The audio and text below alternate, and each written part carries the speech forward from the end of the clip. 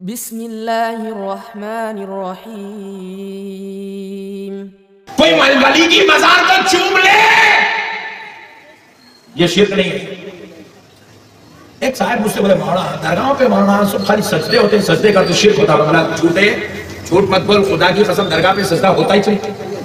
ارے کیا مولانا اتنا بول رہے ہیں آپ، غلط بول رہے ہیں آپ بالکل۔ حضرت درگاہ پہ سجدہ ہوتا ہے، مولانا خدا کی قسم ہم پیدا ہوئے جب سے درگاہ گزارے آج تک سجدہ کرتے ہوئے کسی کو نہیں دیکھے۔ تو آیا ہی نہیں، تو کیسا دیکھا؟ نہیں ہوتا آپ سجدہ کرتے درگاہ پہ، نہیں ہوتا، غلط مت بول۔ حضرت آپ اتنی بڑی بات کا انکار کریں، کل چلیے چلیں گے، بولے چل۔ صبح فجر کی نماز پڑھے، حضرت برہان شاہ صاحب اللہ رحمۃ اللہ علیہ کی بارگاہ میں پہنچے۔ ابھی ہم چپل اتار کے اندر جا ہی رہے، ہمارا بھائی آیا درگاہ پہ ڈگ جھک گیا۔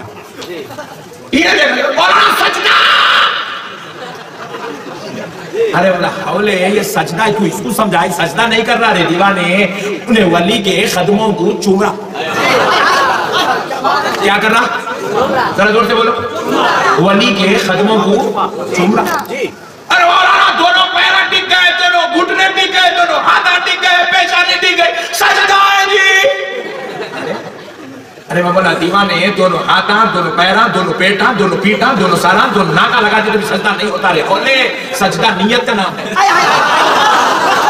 اگرچہ کہ ظاہر میں آپ اسے کوئی بھی معنی رکھ دے دیں، یہ تو واضح چیز ہے کہ اگر آپ شراب کو شربت بول کے پینے لگیں تو اس کا حکم نہیں بدل جائے گا کہ آپ جائز چیز پی رہے ہیں۔ نام سے جو ہے فرق نہیں پڑتا، اس کی حقیقت اور تاثیر سے فرق پڑتا ہے۔ چنانچہ اگر کوئی شخص کسی مخلوق کو سجدہ کرے اور کہے کہ یہ سجدہ نہیں ہے بلکہ میں تو اس کے سامنے عاجزی کا مظاہرہ کر رہا ہوں اور اپنی پیشانی سے زمین کو بوسہ دے رہا ہوں، ہاں تو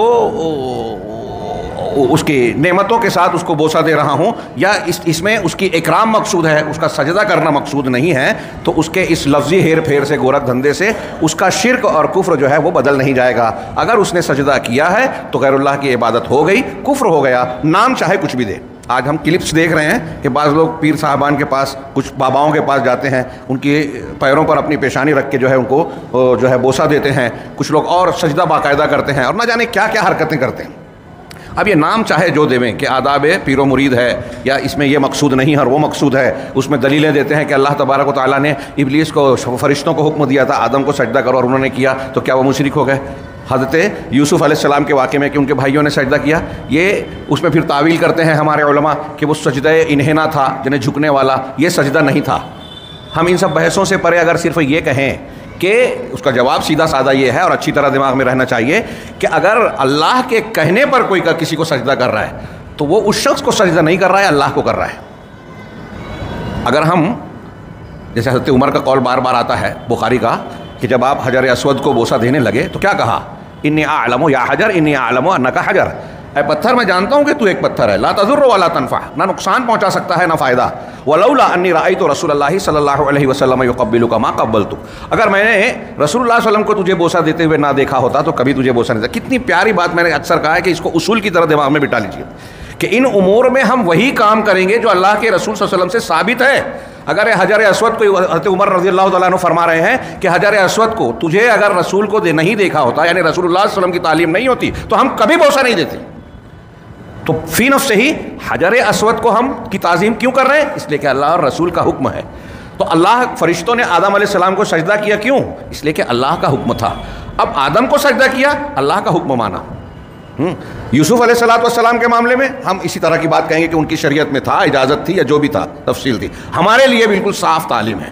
ہاں، اللہ کے رسول صلی اللہ علیہ وسلم کو ایک صحابی نے، حضرت معاذ نے آ کے دوسروں کو دیکھا، آ کے سجدہ کیا، آپ نے کہا کہ سجدہ کرنا کسی کے لیے جائز نہیں ہے اللہ کے سوا۔ اگر میں کسی غیر کو کچھ کا حکم دیتا تو عورت کو حکم دیتا کہ اپنے شوہر کے لیے سجدہ کرے، لیکن یہ اللہ کے سوا کسی کے لیے جائز ہے ہی نہیں۔ تو بڑی پیاری مثال دی شیخ نے کہ سجدہ غیر اللہ کو کرے اور کوئی کہے کہ میں سجدہ نہیں کر رہا ہوں، یہ کر رہا ہوں، وہ کر رہا ہوں، اس کی کوئی بھی تعویل کرے، یہ تعویل اس کی لفظ اس کے قبول نہیں ہوں گے، بلکہ ظاہر میں جو اس کا عمل ہے وہ غیر اللہ کی عبادت ہے، شرک ہے، کفر ہے۔ اسی طرح اگر کوئی شخص شیطان کے لیے ذبح کر رہا ہے، اس سے دعا کر رہا ہے، اس سے استعاذہ کر رہا ہے، یعنی پناہ طلب کر رہا ہے، یا اس کا تقرب چاہتا ہے، ایسے کاموں کو کر کے جو شیطان کا پسندیدہ کام ہے، اللہ کی شریعت کے خلاف ہے، تو اس نے شیطان کی عبادت کی۔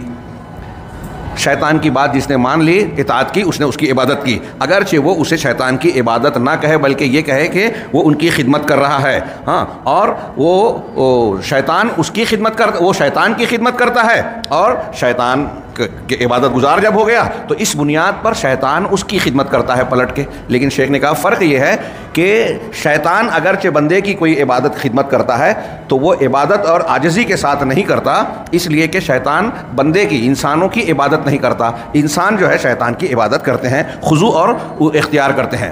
अस्सलाम वालेकुम। वीडियो पसंद आने पर अपने दोस्तों के साथ व्हाट्सएप और सोशल मीडिया पे ज़रूर शेयर करें।